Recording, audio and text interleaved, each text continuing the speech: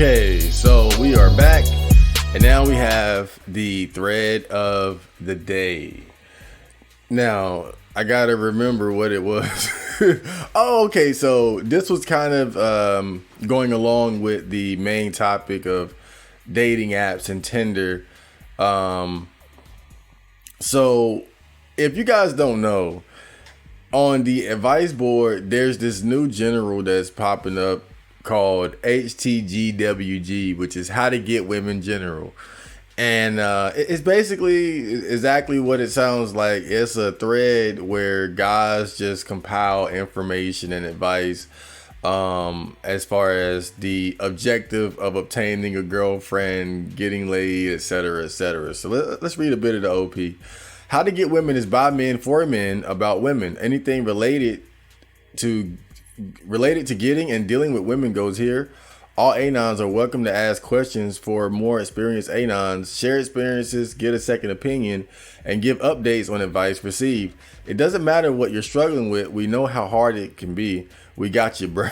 Topics discuss approaching, dating apps and texting, having sex and getting to that point, reading signals, getting and maintaining a girlfriend, etc. So let me see. Read this new posters. New posters are encouraged to share their latest experience with women, be it an attempt to approach, a date, a cute girl from school, or just a girl you saw somewhere and thought was cute, but hesitated to go and talk to her. Also, read the fact before asking questions. How to ask for advice, and all right. So let's get right into this. So this guy says, girl I used to know in high school contacts me. We talk for a bit, invite her for a drink. She literally says, fuck yeah, let's do it. Tell her I'm free Saturday next week. She agrees, invite her to a restaurant near my place. Suddenly stop replying. It's been one day without reply now. What the fuck is it? Because I said the restaurant was near my place and she thinks I want to rape her in my basement? Or is she just busy? Is she even still interested? And then the guy beneath him replied, it's nothing you did. She was just in a certain headspace, maybe horny, maybe lonely, who knows. When she contacted you, then it passed. Don't take it personally. People get anxious or just are flaky as that. It's whatever. Move on. Now, his advice is good. Move on. But I don't think that it's so much a headspace thing. Like, don't get me wrong. That can definitely happen. But I believe that, because you hear about this a lot. You hear about a lot of guys getting flaked on by girls that they're in communication with, girls that they're escalating towards something romantic, something sexual. You always hear about this, but you don't really hear about it so much from the female side. You don't hear about girls getting flaked on as much as guys do. And I think that, and this is just me as someone looking at dating from the outside looking in, but I'm pretty sure this is the case. I think most of it has to do with the simple fact that women tend to have a lot of options. And especially when you're playing like the dating app game and whatnot, you're dealing with women who are basically juggling a handful of guys, at least a handful, maybe three to five to 10, something like that, on top of the guys who are actively pursuing them that they might not be interested in. Now, I know it varies depending on the girl, but most decent looking women, if they put in even the least bit of effort, as far as putting themselves out there, they're going to be in position to do this. And what you have to understand is it kind of goes back to what I've heard some people say. Girls are never single. Like, they can be single, but not single in the same way that a guy is single. Like, I'm single. Like, there are no girls on this earth that are interested in me at this very moment. Decent looking women don't really experience that. There's always somebody, as long as they're exposed. Like, if they're at work, it's 2 or 3 guys that have a crush on them. If they go to school, there are probably a dozen plus men who have a crush on them or interested in them, if not actively pursuing them. If they're on social media, it's the same thing.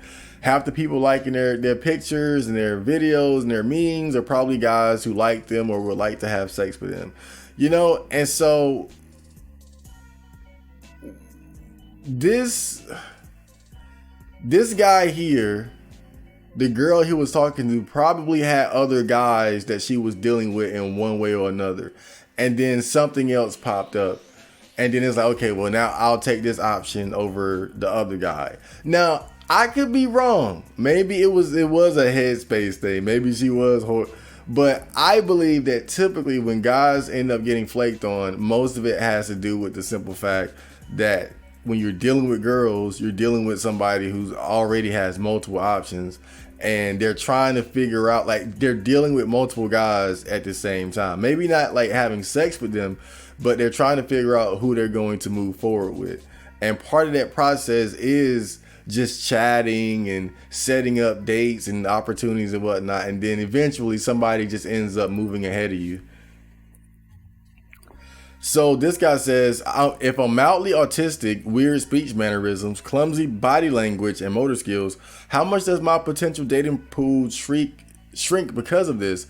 Rerunning this question to get more input. And then somebody replies, you need to get rid of this shit pronto. Humans are irrational creatures. They make decisions about whether or not they like you based on factors that aren't strictly logical. People don't decide whether they like you based on how good a person you are or the number in your bank account.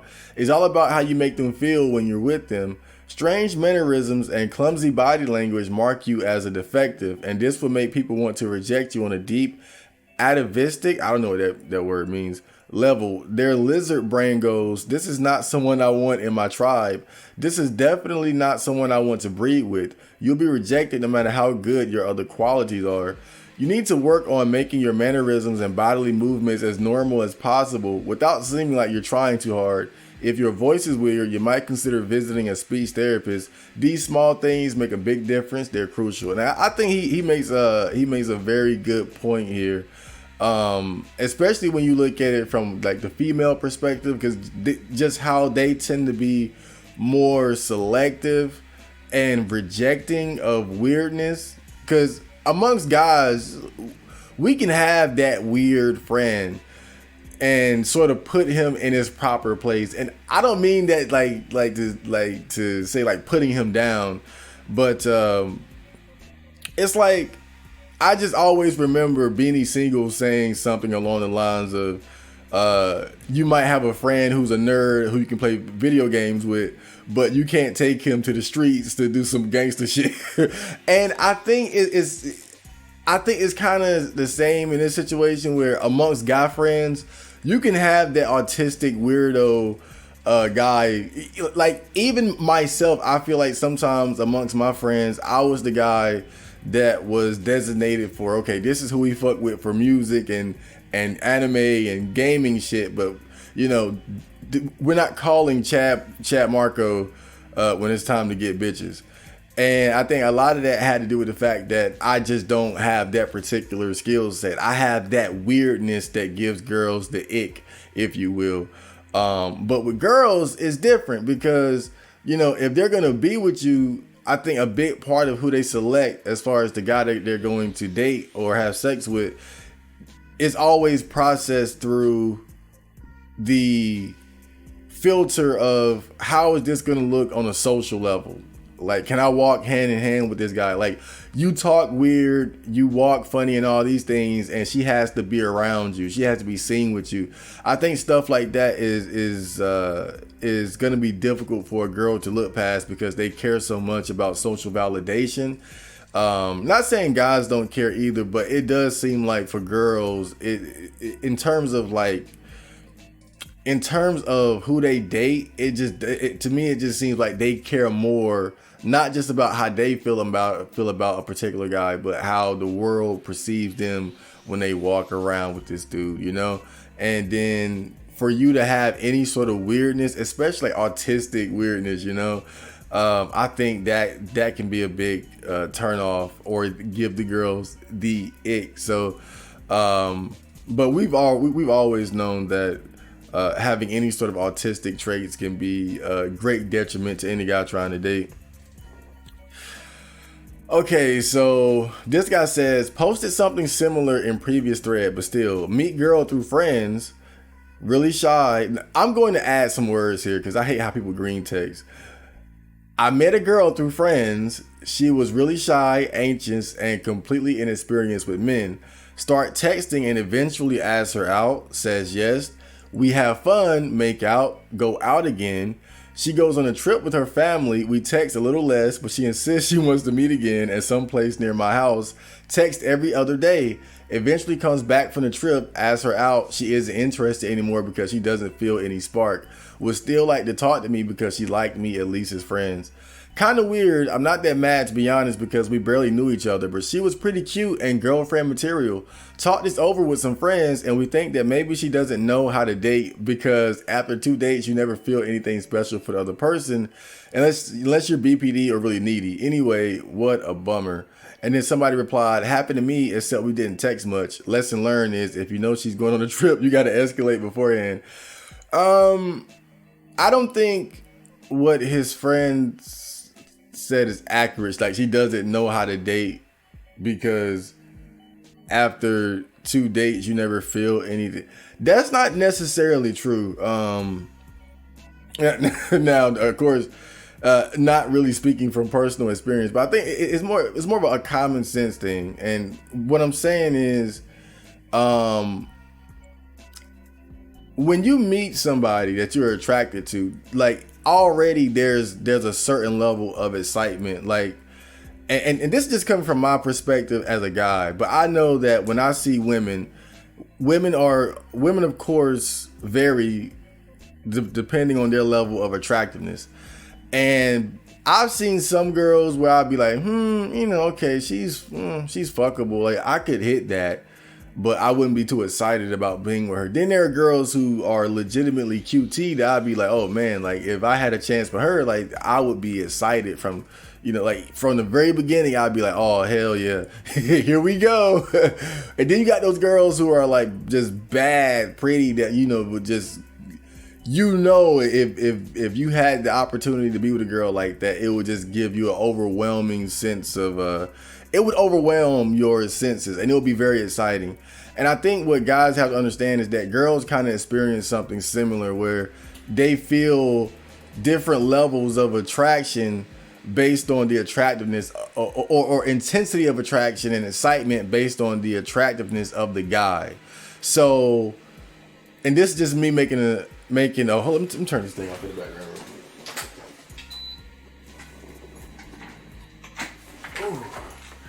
I'm sorry about that, but this just me kind of making an assumption here, but I'm assuming that this girl probably looked at this guy as someone who was like, oh, he's he's cool, he's okay, but he probably just wasn't really too exciting for her. And again, it goes back to what I said earlier. Girls are never really single. They're never single in a sense of there are no other guys in the picture.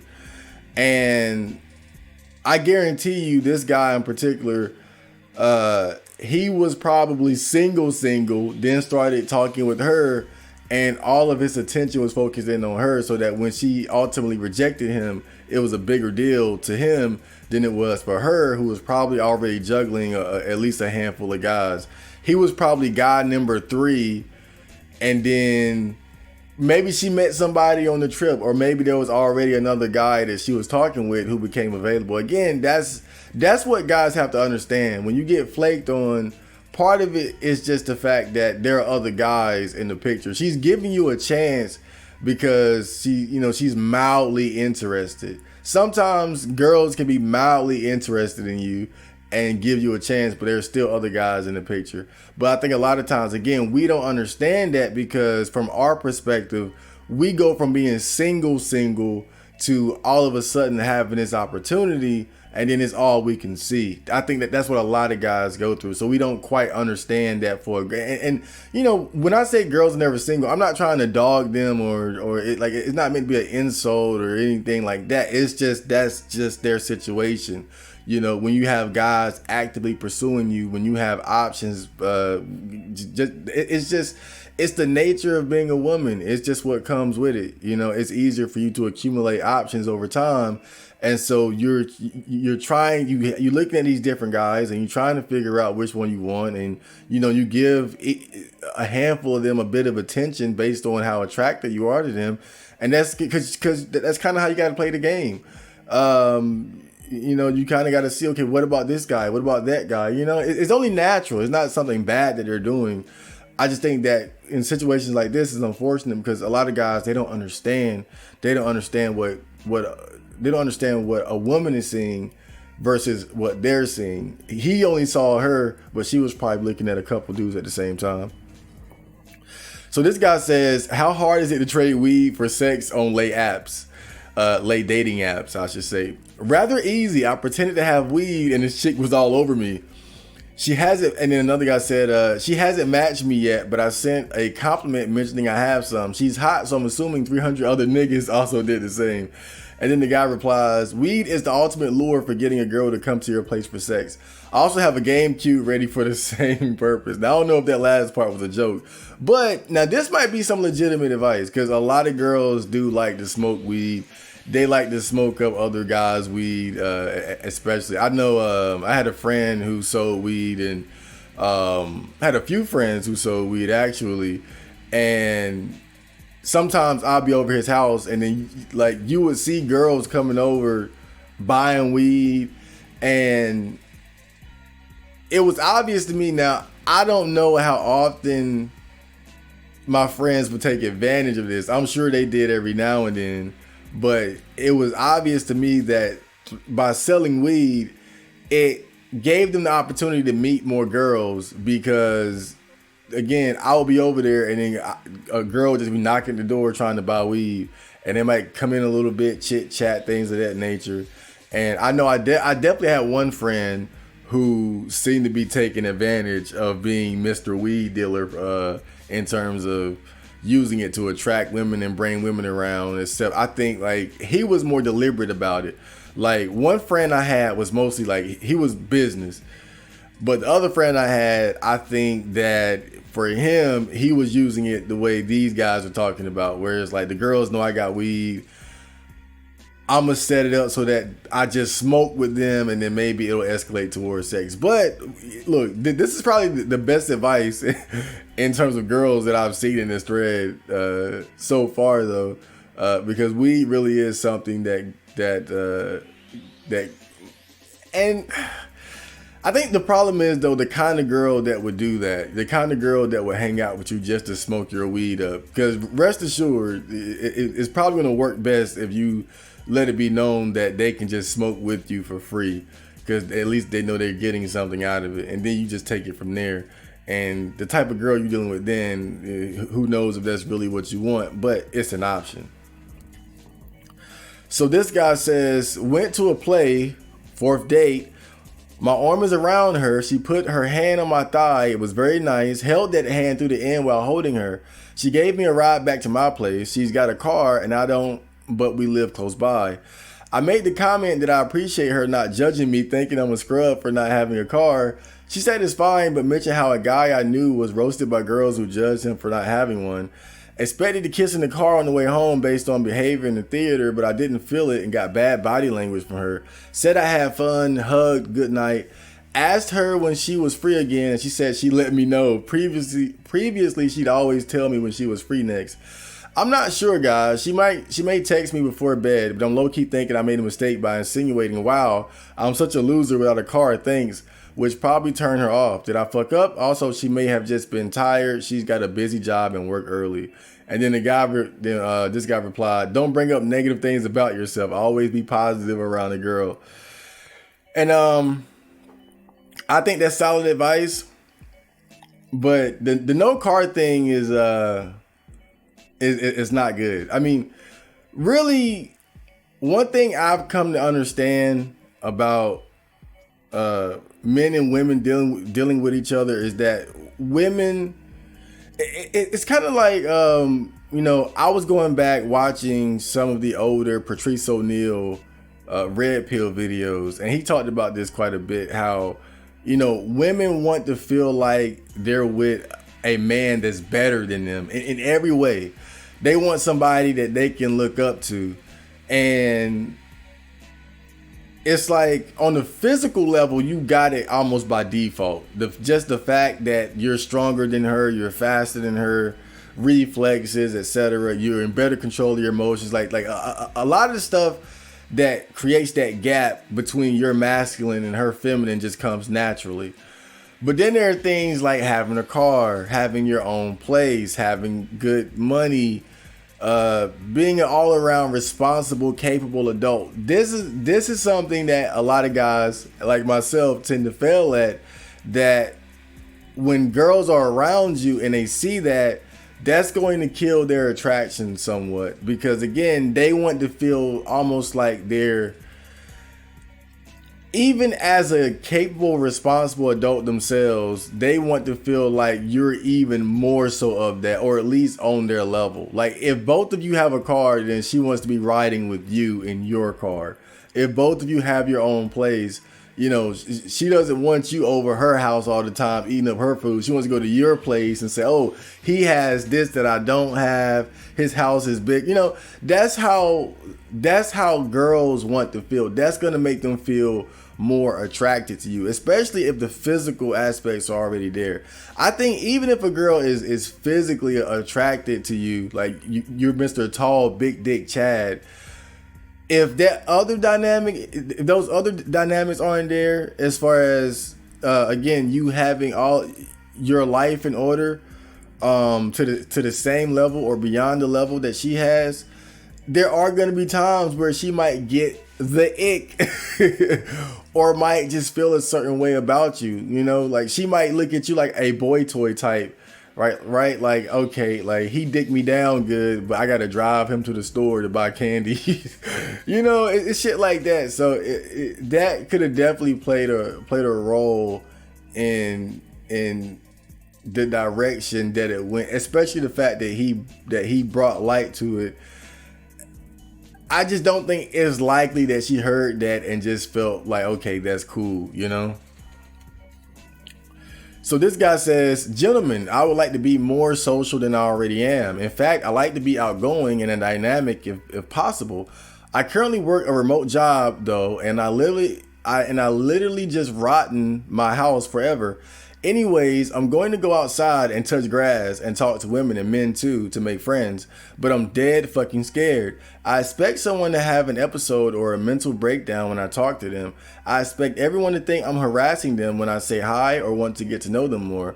I expect everyone to tell me to fuck off when I'm just trying to be friendly. I'm afraid we live in a very antisocial society that will disable me from being able to find good people who I can have in my life. So I'm holding myself back because I don't want to talk to some girl and be told that I'm raping her with my words or something. I don't want some girl to be fake nice to me either. I'm afraid I'll come up as a creep if I actually try to be social. I just have this feeling that most people react to someone who's trying to get closer to them with caution and fear. Sort of a typical leave me alone attitude. Am I wrong? Please tell me I'm wrong and I'm full of shit and I'm a pussy for not putting myself out there despite all this. I think I kind of feel the same way in that that's one of my goals. I want to make more of an effort to be more social, even like little things. And one thing that I've noticed is that, because I completely understand where he's coming from. And I think a lot of us might be mildly traumatized because of experiences in school, especially if you were ever bullied or you were the outcast, you weren't with the in crowd.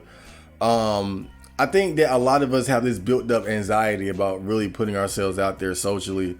But you got to kind of break through that. And I think that I was able to make a lot of progress in that regard just through, you know, just being more conscientious of every single interaction or possibility to interact with people that I could, and seeing that, oh, it's not as bad as you think it is, you know. And over time you just become more comfortable with it. Like Now, this is kind of a weird example, but I remember one time I was running and I told myself if I don't make it all the way to the library without stopping, I'll do 100 push-ups. And, you know, at this time, my legs weren't really in good shape. So I didn't make it. So I said, okay, I'll get there and do my 100 push-ups. I get to the library, to the spot, the front of the library where I normally do like push-ups. And there were like a bunch of people there. It was like 5 or 6 people just standing out there. And I said, dude, if I go out here and I start doing push-ups, I'm going to look like a fucking weirdo. I'm not going to do it. And then another voice in my head said, man, fuck them niggas. Do them damn push-ups. So I went and I did the push-ups right in front of them or right by them. And then they started looking, and then all of a sudden they took an interest in what I was doing. And then before I knew it, there was a push. We were having a whole push-up contest in front of the library. But that experience is just, it's the reason why I bring that up is because I think that it was one of those situations where, kind of like what this guy is saying, you look at a potential social interaction or a social moment, and then you have it in your head that if you do something out of the ordinary or you put yourself out there, there's going to be negative consequences. And don't get me wrong, like the negative, bad shit can happen too. But I think it was a great example of what can happen on the positive side when you just let loose and put yourself out there a bit and don't worry so much about what other people think. You know, I said, fuck it. I said I'm going to do these push-ups. I'm going to do them. I don't care what they think. And then we started, again, they had a damn push-up contest in front of the library. It was crazy. But again, I think that it's worth putting yourself out there. But start small, you know, start with the little things. Because I know one of the things I focused on as far as trying to overcome this was like, okay, if I'm going to the store buying snacks all the time, let me interact with the cashier a little bit. So I would do the bare minimum of making sure that I always, you know, would say thank you. If they asked how I was doing, I would say, oh, I'm doing great. I'm doing fantastic. You know, I would make sure that I threw some enthusiasm on it. You know, I wouldn't go there and just have like this dead, you know, this dead vibe, this dead voice of I'm okay. You know, I'd be like, oh, I'm doing great. I'm doing great, man. I'm doing great, sir. And thank you. And, you know, use those opportunities to kind of polish up on your social skills a little bit. You know, when I walk past somebody in the street, I look at them, I acknowledge them. Hey, what's up, man? What's up, y'all? You know, shit like that. It adds up. It makes you feel more comfortable putting yourself out there and socializing a little bit. And then you can escalate from there. You know, I think at the point that I'm at, if I was interested in dating in the right environment, I feel like I could easily push past those barriers that, you know, tend to stand in the way of guys talking to girls.